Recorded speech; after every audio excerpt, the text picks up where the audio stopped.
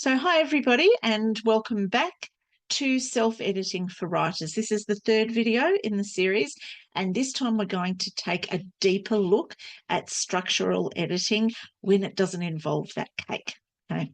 So if you remember from the previous video, the structural edit is the big picture edit. So this is the stage where you'll have finished your manuscript and it will be in a state where you can read it from beginning to end.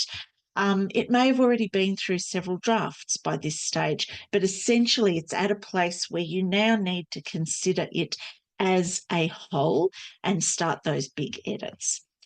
A structural or developmental edit focuses on the structure, obviously, the content and the overall concept of the book.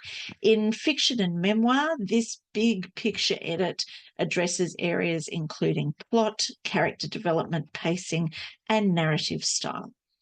The overarching goal of your structural edit is to ensure that overall the book is consistent, or the story is consistent, that it's logical, and that it is engaging for the reader.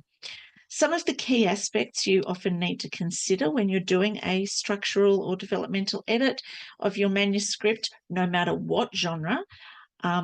These include tone, style, and voice, chapter structure, themes and messages, research accuracy. Now, that actually applies to fiction as well as to non-fiction in some cases. And obviously the structure. So whether the structure that you've chosen actually does the job, delivers the message, and fits the genre that you're writing in. Now, in addition, some of the things that you need to consider that pertain more to fiction and most memoir, and these things we will be talking about in the course in more detail, they include things like your plot or your narrative or character arc, whether you have consistent, believable, and relatable characters. If your point of view, is it consistent and effective? What's your dialogue like? Does it sound genuine? The setting, the pace, conflict and tension. This is really, really important, that you have enough conflict and tension to keep your readers engaged and wanting to turn the page. We'll also consider transitions or hooks, symbolism and imagery sometimes, and whether or not you've got an effective and satisfying resolution. And we'll go into more detail about what that means.